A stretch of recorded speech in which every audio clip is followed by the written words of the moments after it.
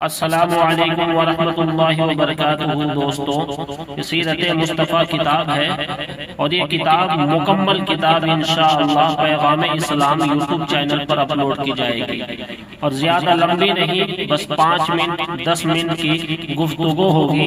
آپ لوگ سبسکرائب کر کے رکھیں تاکہ جیسے ہی ویڈیو اپلوڈ ہو آپ تک پہنچ جائے، اور ویڈیو کو زیادہ سے زیادہ پیار دیں۔ السلام علیکم ورحمۃ اللہ تعالی وبرکاتہ۔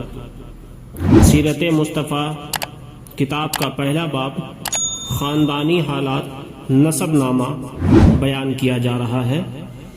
حضور اقدس صلی اللہ علیہ وسلم کا نسب شریف والد ماجد کی طرف سے یہ ہے: حضرت محمد صلی اللہ علیہ وسلم بن عبداللہ بن عبد المطلب بن ہاشم بن عبد مناف بن قصا بن کلاب بن مرہ بن کعاب بن لوبی بن غالب بن فہر بن مالک بن نظر بن کنانہ بن خزیمہ بن مدرکہ بن الیاس بن مزر بن نزار بن معاد بن عدنان، اور والدہ ماجدہ کی طرف سے حضور کا شجرہ نسب یہ ہے: حضرت محمد صلی اللہ علیہ وسلم بی آمنہ بنت وہب بن عبد مناف بن زہرہ بن کلاب بن مرہ۔ حضور علیہ السلام کے والدین کا نسب نامہ کلاب بن مرہ پر مل جاتا ہے، اور آگے چل کر دونوں سلسلے ایک ہو جاتے ہیں۔ عدنان تک آپ کا نسب نامہ صحیح سندوں کے ساتھ با اتفاق مورخین ثابت ہے۔ اس کے بعد ناموں میں بہت کچھ اختلافات ہے، اور حضور صلی اللہ علیہ وسلم جب بھی اپنا نسب نامہ بیان فرماتے تھے تو عدنان ہی تک ذکر فرماتے تھے، مگر اس پر تمام مورخین کا اتفاق ہے کہ عدنان حضرت اسماعیل علیہ السلام کی اولاد میں سے ہیں، اور حضرت اسماعیل علیہ السلام حضرت ابراہیم خلیل اللہ علیہ السلام کے فرزند ہیں۔ خاندانی شرافت: حضور اکرم صلی اللہ علیہ وسلم کا خاندان حسب و نجابت و شرافت میں تمام دنیا کے خاندانوں سے اشرف و اعلیٰ ہے، اور یہ وہ حقیقت ہے کہ آپ کے بدترین دشمن کفار مکہ بھی کبھی اس کا انکار نہ کر سکے۔ سبحان اللہ۔ چنانچہ حضرت سفیان نے جب وہ کفر کی حالت میں تھے، بادشاہ روم ہرقل کے بھرے دربار میں اس حقیقت کا اقرار کیا کہ ہوا فینا ذو نسب، یعنی نبی صلی اللہ علیہ وسلم عالی خاندان ہے، حالانکہ اس وقت وہ آپ کے بدترین دشمن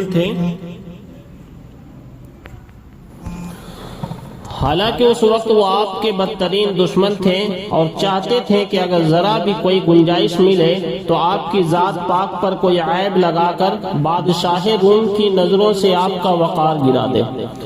مسلم شریف کی روایت ہے کہ اللہ تعالیٰ نے حضرت اسماعیل علیہ السلام کی اولاد میں سے کنانہ کو برگزیدہ بنایا، اور کنانہ میں سے قریش کو چنا، اور قریش میں سے بنی ہاشم کو منتخب فرمایا، اور بنی ہاشم میں سے مجھ کو چن لیا۔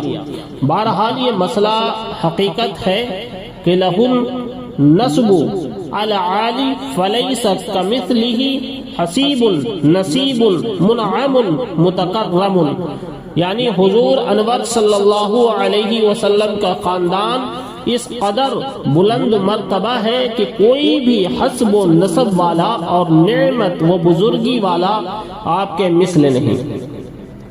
قریش حضور اقدس صلی اللہ علیہ وسلم کے خاندان نبوت میں سبھی حضرات اپنی گوناگون خصوصیات کی وجہ سے بڑے بڑے نامی گرامی ہیں، مگر چند ہستیاں ایسی ہیں جو آسمان افضل و کمال پر چاند تارے بن کر چمکے۔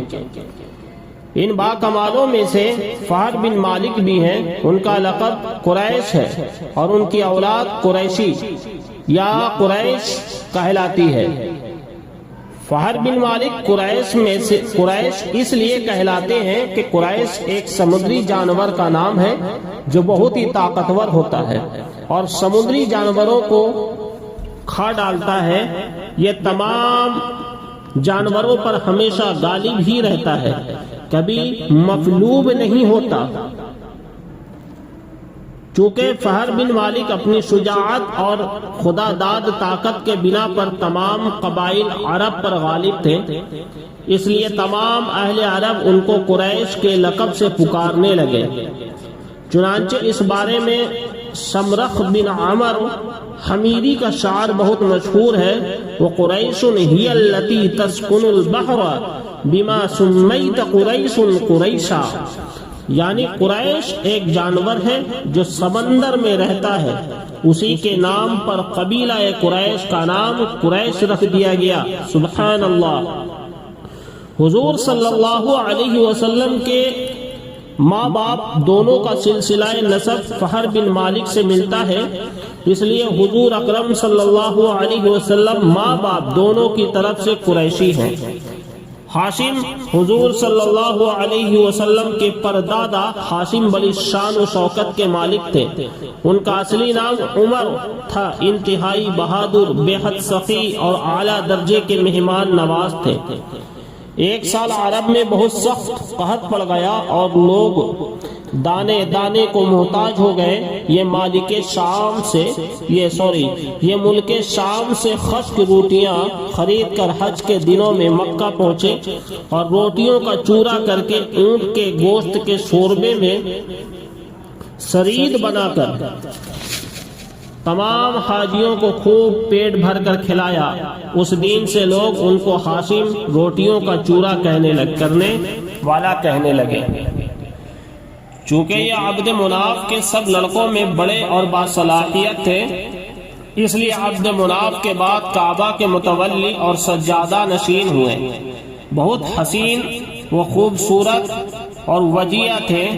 جبکہ سن شعور کو پہنچے تو ان کی شادی مدینہ میں قبیلہ خزرج کے ایک سردار عمر کے صاحبزادی سے ہوئی جن کا نام سلمہ تھا، اور ان کے صاحبزادے عبد المطلب مدینہ ہی میں پیدا ہوئے۔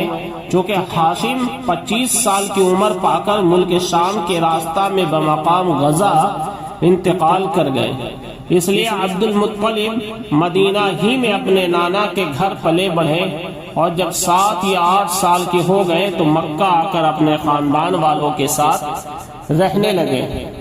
عبد المطلب حضور اقدس صلی اللہ علیہ وسلم کے دادا عبد المطلب کا اصلی نام شیبہ ہے۔ یہ بڑے ہی نیک نفس اور عابد و زاہد تھے۔ غار حرا میں کھانا پانی ساتھ لے کر جاتے اور کئی دنوں تک لگاتار خدا کی عبادت میں مصروف رہتے۔ سبحان اللہ۔ رمضان شریف کے مہینے میں اکثر غار حرا میں اعتکاف کیا کرتے تھے اور خدا کے دھیان میں گوشہ نصیر رہا کرتے تھے۔ رسول اللہ صلی اللہ علیہ وسلم کا نور نبوت ان کی پیشانی میں چمکتا تھا اور ان کے بدن سے مشک کی خوشبو آتی تھی۔ اہل عرب خصوصاً قریش کو ان سے بڑی عقیدت تھی۔ مکہ والوں پر جب کوئی مصیبت آتی یا قحط پڑ جاتا تو لوگ عبد المطلب کو ساتھ لے کر پہاڑ پر چڑھ جاتے اور بارگاہ خداوندی میں ان کو وسیلہ بنا کر دعا مانگتے تھے تو دعا قبول ہو جاتی تھی۔ یہ لڑکیوں کو زندہ درگور کرنے سے لوگوں کو بڑی سختی کے ساتھ روکتے تھے اور چور کا ہاتھ کاٹ ڈالتے تھے۔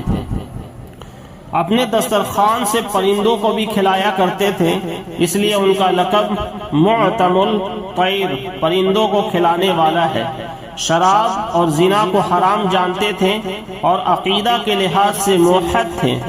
زمزم شریف کا کنواں جو بالکل پٹ گیا تھا، آپ ہی نے اس کو نئے سرے سے کھدوا کر درست کیا اور لوگوں کو آب زمزم سے سیراب کیا۔ آپ بھی کعبہ کے متولی اور سجادہ نشین ہوئے۔ اصحاب فیل کا واقعہ آپ ہی کے وقت میں پیش آیا۔ 120 برس کی عمر میں آپ کی وفات ہوئی۔ انشاءاللہ اب یہاں سے اصحاب فیل کا واقعہ اگلے پارٹ میں سنیں گے، اگلے حصہ میں سنیں گے۔